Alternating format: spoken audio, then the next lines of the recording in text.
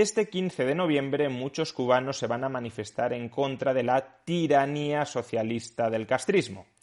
Sí, tiranía y socialista, por mucho que algunos todavía lo nieguen.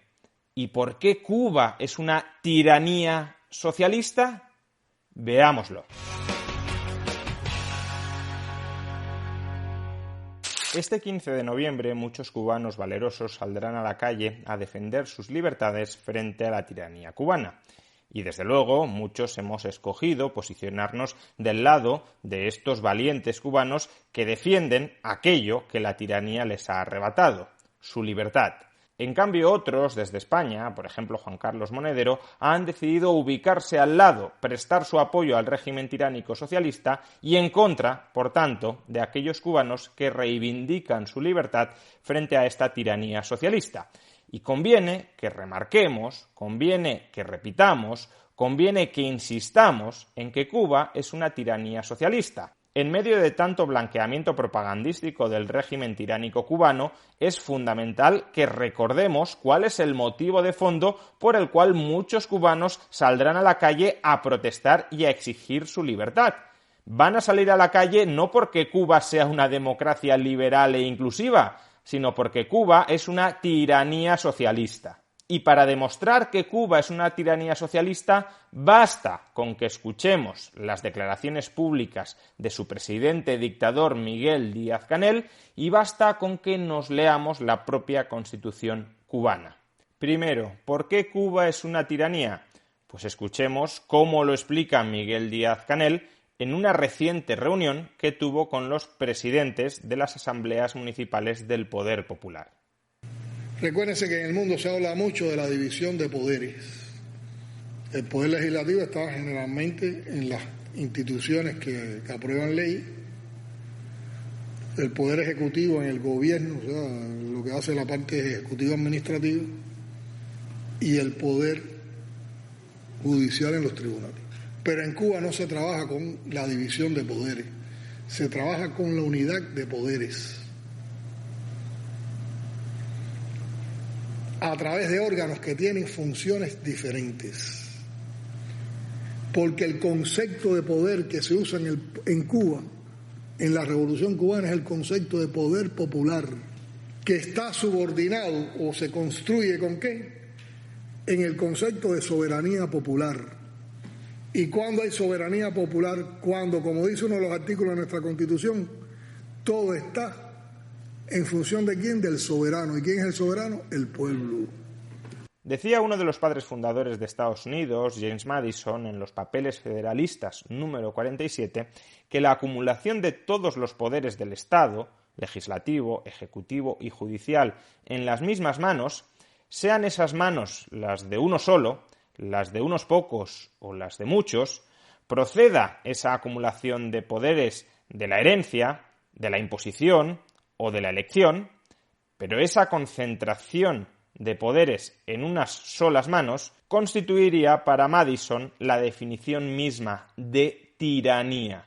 Pues bien, Miguel Díaz-Canel nos está diciendo que en Cuba no existe separación de poderes y, por tanto, siguiendo la definición de Madison, Cuba sería una tiranía. Y fijémonos que esta definición de Madison no es una definición arbitraria.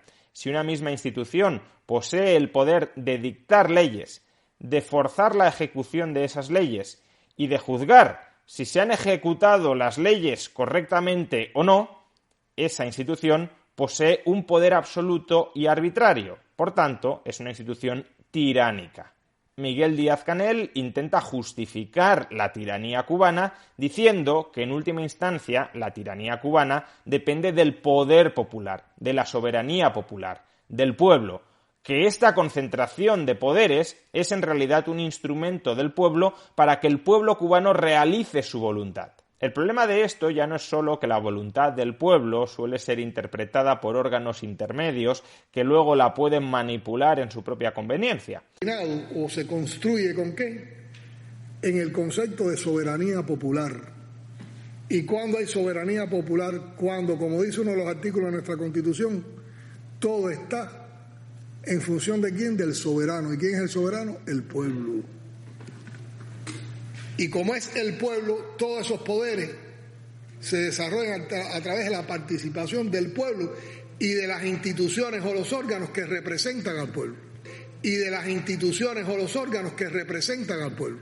El problema es que, aun cuando la voluntad del pueblo se pudiese expresar y transferir de manera transparente, si el pueblo no tiene limitaciones en su arbitrio, si el pueblo en su conjunto puede dictar leyes, ejecutar leyes y juzgar la aplicación de esas leyes sin ningún tipo de restricción, entonces ese poder popular se convierte en una tiranía. La mayoría del pueblo tendría la potestad de hacer lo que quisiera con las minorías, porque la mayoría del pueblo escogería arbitrariamente qué leyes se aprueban, cómo se aplican esas leyes y si la aplicación ha sido conforme a las propias leyes que ellos han emitido.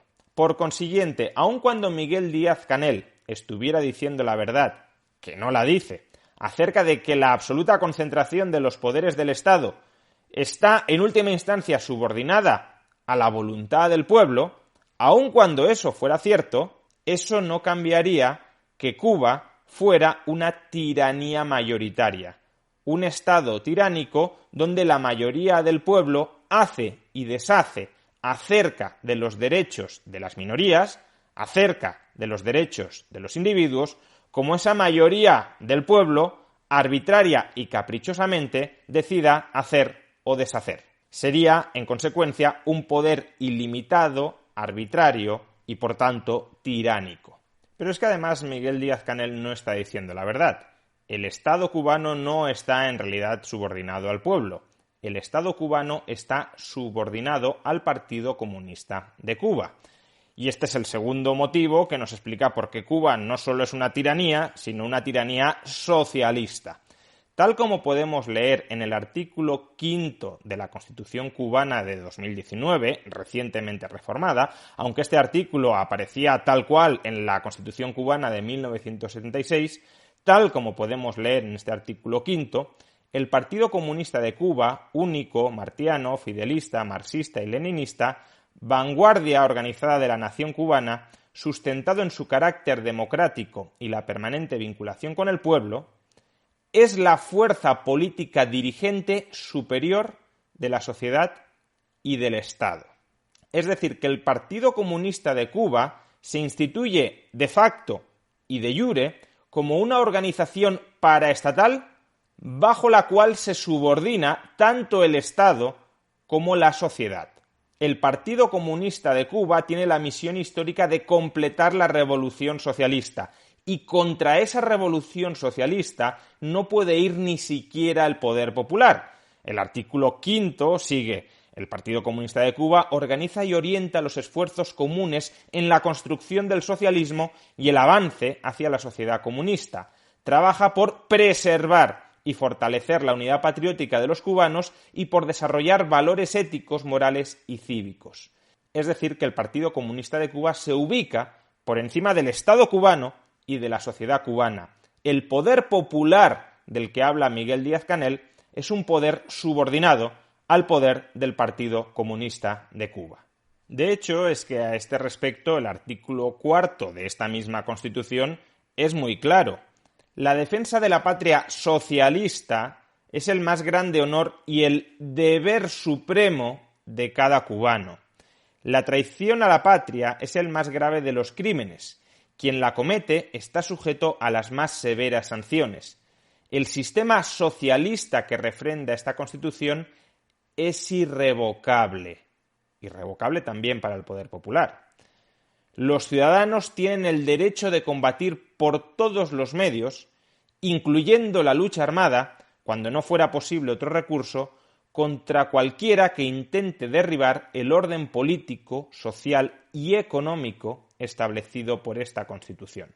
Y el Partido Comunista de Cuba es el que tiene el derecho supremo de velar porque este mandato se materialice, se cumpla.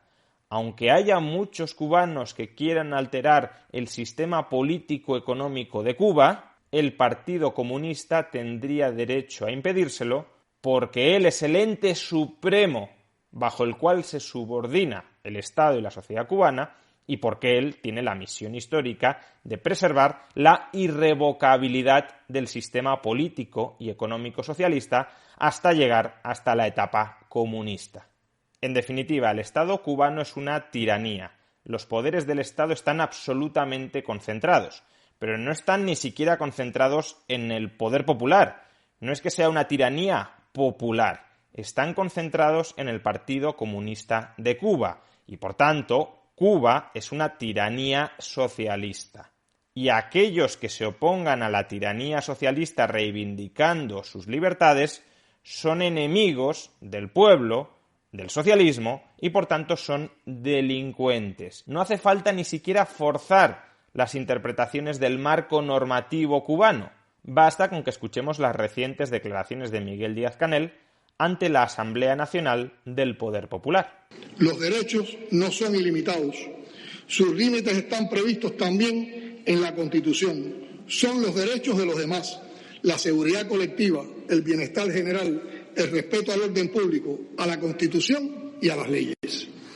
Una manifestación deja de ser pacífica en el momento en que los participantes acudan a ella con la intención de alterar la normalidad de la vida comunitaria, la paz social, con la pretensión de subvertir el orden constitucional y posicionarse como discrepancia al socialismo. Es decir, que la discrepancia al socialismo hace que una manifestación no sea pacífica, sea violenta. ¿Violencia contra quién? Pues para Miguel Díaz-Canel, claro, violencia contra el Partido Comunista de Cuba, porque si las ideas liberales permean en la sociedad cubana, la posición de control absoluto que ejerce el Partido Comunista de Cuba sobre la sociedad y sobre el Estado cubano se desvanecería.